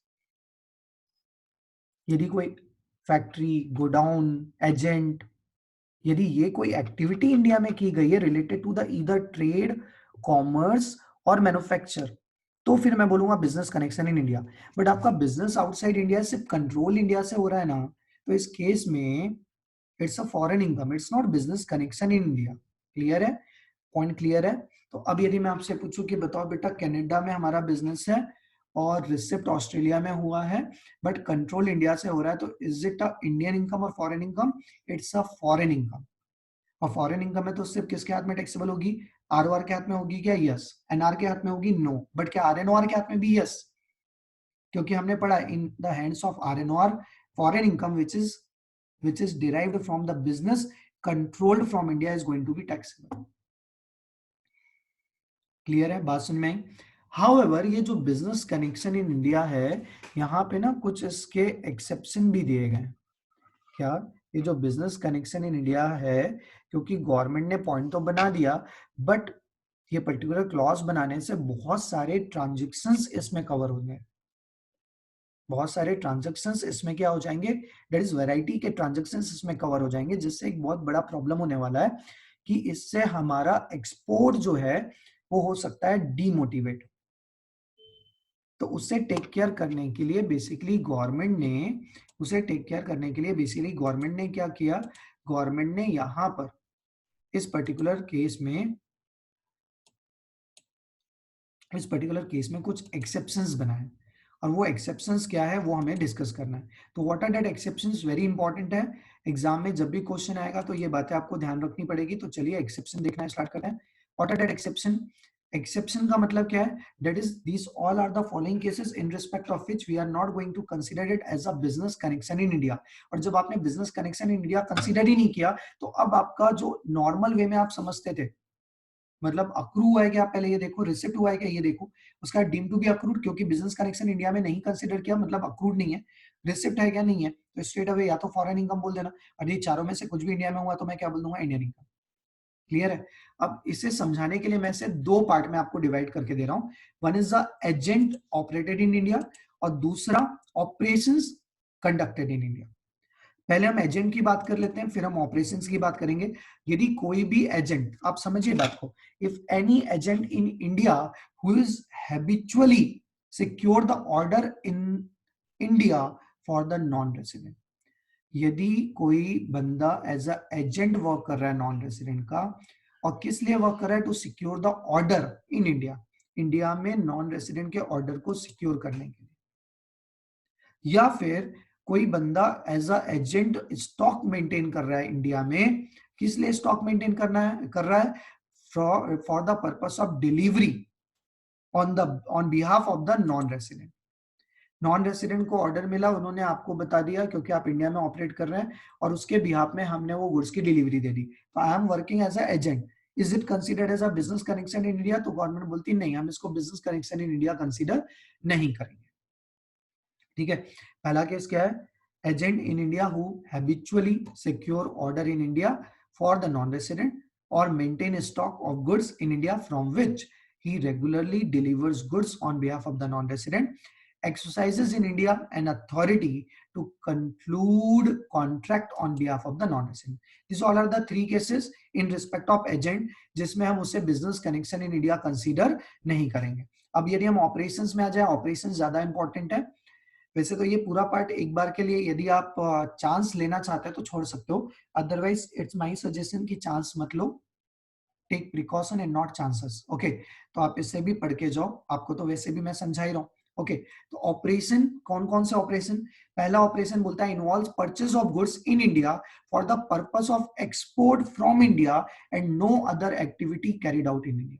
Very important, export को प्रमोट करने के लिए बोला जा रहा है कि यदि इंडिया से कोई गुड्स परचेस किया गया, किस लिए परचेस किया गया, एक्सपोर्ट करने के लिए, और वो गुड्स में कोई भी प्रोसेस या कोई भी एक्टिविटी इंडिया में कंडक्ट नहीं की गई है, सिर्फ आपने परचेस किया, just you are doing one thing, trading, आपने परचेस किया और उसे एक्सपोर्ट कर दिया, तो इस सिचुएशन में हम उसे बिजनेस कनेक्शन इंडिया कंसीडर नहीं करेंगे, मतलब उसको हम टैक्स करेंगे क्या, नहीं। Next point, if you are engaged in the business of collection of news and views, आप किसके बिजनेस में इन्वॉल्व हो, collection of news and views, क्या नॉन रेसिडेंट बंदा engaged in the business of running a news agency or publishing a newspaper, और यदि उस news and views का ट्रांसमिशन इंडिया में नहीं हो रहा, तो ऐसे केस में हम उसे business connection in India consider नहीं करेंगे। Very important point is that collection of news and views for the transmission of outside India होना चाहिए, that should be transmitted outside India, broadcasted outside India. India में यदि India में आप उस newspaper को सेल करते हो या उस न्यूज का टेलीकास्ट या ब्रॉडकास्ट इंडिया में करते हो, तो उस इनकम को मैं इंडियन इनकम मान के टैक्स कर दूंगा। ठीक है, it should be either transmitted outside India, but India में उसका ब्रॉडकास्ट और टेलीकास्ट होना चाहिए क्या, नहीं होना चाहिए। ठीक है, and now last point is if non resident engaged in the business of cinematographic films, shooting में इन्वॉल्व है, तो उस सिचुएशन में भी हम इसे business connection in India consider नहीं करेंगे, सब्जेक्ट टू कंडीशन वो फिल्म इंडिया में नहीं दिखाई जा रही। Basically, objective is very simple. We want to show Indian beauty, Indians, that is India's nature beauty on the screen.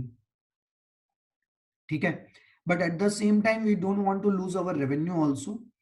तो यदि आप शूटिंग कर रहे हो इंडिया में, तो उस सिचुएशन में उससे जो आउटकम मूवी जो बन रही है यदि वो इंडिया में शो की जाएगी तो it is considered as a business connection in India. But यदि फिल्म आप इंडिया में नहीं दिखा रहे, साथ में यहाँ पे एडिशनल और भी कंडीशन है. कंडीशन क्या है? और साथ में ही कोई भी यदि इंडिविजुअल ये शूटिंग कर रहा है तो वो individual should be non resident and not Indian citizen. यदि पार्टनरशिप फॉर्म कर रही है तो उस सिचुएशन में वो पार्टनरशिप फॉर्म क्या होनी चाहिए? उस पार्टनरशिप फॉर्म में कोई भी पार्टनर रेसिडेंट नहीं होना चाहिए और ना ही कोई भी पार्टनर इंडियन सिटीजन होना चाहिए. मतलब all are foreign citizen and non resident. और यदि कोई कंपनी इस काम में इन्वॉल्व है, कौन इन्वॉल्व है? कंपनी. तो उस सिचुएशन में कंपनी के जितने भी शेयर होल्डर्स हैं, all shareholders should be non resident and foreign citizen. मतलब क्या? यदि shooting of cinematographic film India में नॉन रेसिडेंट कंडक्ट करता है तो इस ऑपरेशन को हम business connection in India consider नहीं करेंगे if that film is not shown in India and जो इस एक्टिविटी को कंडक्ट कर रहा है that should be non resident and foreign citizen in it's entirety. Entirety का मतलब क्या है? यदि पार्टनरशिप फर्म है तो उसके सारे पार्टनर नॉन रेसिडेंट और सारे पार्टनर नॉन सिटीजन. क्लियर है? This all are the exception. छोटे मोटे एक्सेप्शंस और भी है बट वो हमारे इतने रिलेवेंट नहीं है, इसलिए वो बातें हम कंसीडर नहीं कर. क्लियर है? यहां तक बात समझ में आई क्या? चलिए आगे बढ़ सकते हैं क्या? चलो थोड़ा और आगे बढ़ते हैं. तो गाइस, अब तक हमने सेक्शन 9 को इन इट्स एंटायरिटी जितना डिस्कशन पॉसिबल था वो सारा डिस्कशन हम कर चुके हैं. सारी बातें अब हम पढ़ चुके हैं. जो हमने पढ़ा है वो क्या है? 9 में 9 क्लॉजेस दिए हैं एंड ऑल केसेस में income deemed to be accrue और arise in India. Now we are moving ahead और अब जो हम पढ़ने जा रहे हैं that is section 7, income deemed to be received in India. और आपको जान के हैरानी होगी कि ये प्रोविजन ऑलरेडी हम पढ़ चुके हैं. सर कैसी बातें करो, फर्स्ट टाइम तो सुना है हमने. नहीं, आप सुनो, आपको समझ रिकलेक्ट हो जाएगा. यहां पर क्या बोला जाता है? पहला क्या है? Income deemed to be received in India if provident fund is being maintained in India and amount credited to such provident fund which is maintained in India. यदि कोई प्रोविडेंट फंड में आप अमाउंट क्रेडिट कर रहे हैं, deposit कर रहे हैं और यदि वो प्रोविडेंट फंड इंडिया में मेंटेन किया जा रहा है तो उस सिचुएशन में whether service rendered in India और outside India doesn't make any difference. Always it's considered as the amount deemed to be received in India. इसका मतलब मैं उसे इंडियन इनकम मानकर टैक्स कर दूंगा. ठीक है, बात समझ में आई? सिर्फ प्रोविडेंट फंड में जो अमाउंट क्रेडिट हुआ इसकी बात नहीं हो रही. इवन उस प्रोविडेंट फंड में जो भी interest time to time accrue होगा, क्या? जो भी interest time to time accrue होगा, अराइज होगा, इवन उसे भी हम deem to be receipt in India consider करके टैक्स कर देंगे. अब आप मुझे बताइए, प्रोविडेंट फंड से रिलेटेड कुछ बातें तो आपको याद होगी. यस सर, हमने वो आरपीएफ वाला पार्ट पढ़ा है कि एम्प्लॉयर्स का जो कंट्रीब्यूशन होता है towards the RPF excess 12% of the salary and interest excess 9.5% per annum is going to be taxable in the hands of the employee under that salary. ठीक है, तो गवर्नमेंट सिर्फ क्या बोल रही है कि यदि कोई प्रोविडेंट फंड ऐसा है जो कि इंडिया में मेंटेन किया जा रहा है तो उसमें जो भी अमाउंट डिपॉजिट होगा या जो भी interest time to time accrue होगा दैट इज इंटायरिटी में considered as a deemed to be receipt in India. चाहे आपकी सर्विस इंडिया में हो या outside India, it doesn't make any difference. Even though आप आउटसाइड इंडिया सर्व कर रहे हैं, सर्विस रेंडर कर रहे हो, बट ऑल्सो प्रोविडेंट फंड में जो अमाउंट डिपॉजिट हुआ है जो कि इंडिया में मेंटेन हो रहा है प्रोविडेंट फंड, तो उसको मैं क्या मानूंगा? Deemed to be receipt in India. इसका मतलब उसे बाय डिफॉल्ट क्या मान लिया जाएगा? Indian income. और क्योंकि इंडियन इनकम मान लिया गया, इसका मतलब taxable under the head salary in the hands of the employee. अब फॉर एग्जाम्पल, यदि मैं यहाँ पर एग्जाम्पल लूं, लेट अस अज्यूम दैट हमारा एक एम्प्लॉय है मिस्टर एक्स. कौन है? एम्प्लॉय. बेटा आंसर आपको देना है क्योंकि ये कंसेप्ट ऑलरेडी हम पढ़ चुके हैं. ओके, एम्प्लॉय है mister x and he is getting 60,000 rupees salary. कितनी सैलरी है? 60,000 रुपीज पर मंथ. और भी कुछ इंफॉर्मेशन मैं आपको दे देता हूँ. His during the 1920 he is doing contribution. और सिर्फ अकेला एम्प्लॉय नहीं कर रहा है, एम्प्लॉयर भी साथ में कर रहा है. Both employer and employee have contributed 13% of the salary towards the RPF. कितना कंट्रीब्यूट किया? 13%। और उस पर्टिकुलर आरपीएफ में इंटरेस्ट भी आ रहा है, जो इंटरेस्ट अप्रूव है, क्रेडिट हुआ है, that is 50,000 to RPF during the 1920। Clear है? अब इस सिचुएशन में आपको मुझे बताना है कि what will be the treatment. तो सबसे पहले जो एम्प्लॉयर और एम्प्लॉय का कंट्रीब्यूशन है, कितना परसेंट कंट्रीब्यूट किया? 13%, बट अलाउड सिर्फ कितना है? 12%। तो मुझे क्या करना पड़ेगा? 1% जो एक्सेस कंट्रीब्यूशन है उसको क्या करना पड़ेगा? टैक्सेबल। क्लियर है? तो in this case amount in excess of 12% of salary contributed by employer would be taxable. याद करो आरपीएफ के केस में right from the beginning control होता है, तो एम्प्लॉयर का कंट्रीब्यूशन अप टू 12% एग्जम्प्ट हो जाता है। Yes, excess contribution is going to be taxable. However, employees का contribution automatically पूरा टैक्स हो चुका है सैलरी के साथ, तो वापस से कोई ट्रीटमेंट करना है क्या? नहीं। Eight the same time interest की यदि मैं बात करूं तो दोनों के कंट्रीब्यूशन के ऊपर जो इंटरेस्ट आएगा up to 9.5% per annum is exempt, excess interest is going to be taxable. और वेरी इंपॉर्टेंट, जो एम्प्लॉय का कंट्रीब्यूशन था उसके लिए मुझे क्या मिलेगा? क्या मिलेगा? डिडक्शन मिलेगा अंडर सेक्शन 80C। समझ रहे हो? तो अब मुझे बताओ कितना टैक्सेबल होगा? 60,000 इंटू 1%, क्योंकि 12% अलाउड है, तो 1% इंटू 12 मंथ्स, मतलब 7,200 is going to be taxable as salary under the head salary in the heads of mister employee. Interest की यदि मैं बात करूं तो 9.5% एग्जाम्प्ट है। दिया कितना interest? 50,000 at the rate of 10%। Exempt कितना? 9.5, मतलब 0.5% क्या हो जाएगा? टैक्सेबल। अब 50,000 इक्विवेलेंट है 10% के, तो 0.5% के कितने इक्वल होगा? 2,500। नाउ माय क्वेश्चन इज ये 2,500 टैक्सेबल कैसे होगा? कैसे होगा taxable? Sir, half of the interest taxable under the head salary and half of the interest taxable under the head IFRS. आधा कहां टैक्सेबल होगा? सैलरी हेड में, और आधा कहां टैक्सेबल हो जाएगा? आईएफआरएस में। ठीक है, बात समझ में आई क्या? अच्छा, अब इसके बाद और आगे बढ़े तो क्या कुछ डिडक्शन भी मिलेगा? हाँ जी, डिडक्शन भी मिल जाएगा 80C में। किसका डिडक्शन मिलेगा? Employees contribution. अब एम्प्लॉइज कॉन्ट्रीब्यूशन के डिडक्शन जो 80C में मिलता था, वहां पे तो कोई हमारा लिमिटेशन था नहीं, तो जितना आपने कंट्रीब्यूट किया entire amount is allowed as deduction. मतलब 60,000 का 13% into 12 months, 93,600 subject to maximum 1,50,000 under section 80C allowed as deduction. Clear है? बात समझ में आ गई क्या? यहां तक बात समझ में आई क्या बेटा? बोलो। यहां तक कि अब यदि आपकी बातें क्लियर होगी तो अब हमने सेक्शन 9 और 7 कवर कर लिया है। नेक्स्ट लेक्चर में आई होप आप इतनी बातें 100% पढ़ के आएंगे, because in next lecture we are going to cover very important practical aspect of entire chapter. Next lecture बहुत इंपॉर्टेंट है, but it's my humble request to all of you, दोनों हाथ जोड़ के, कि प्लीज अभी तक जो मैंने लेक्चर्स आपके residential status and scope of income के लिए लिए हैं वो थॉरोली पढ़ के आना, आपको बहुत मजा आएगा। नेक्स्ट लेक्चर में we are going to discuss dividend income, we are going to discuss agriculture, rent, concept applicability of the section 9, 7, 5, 6. Okay, so guys, thank you. We are going to meet tomorrow. Stay tuned, stay happy. Thank you.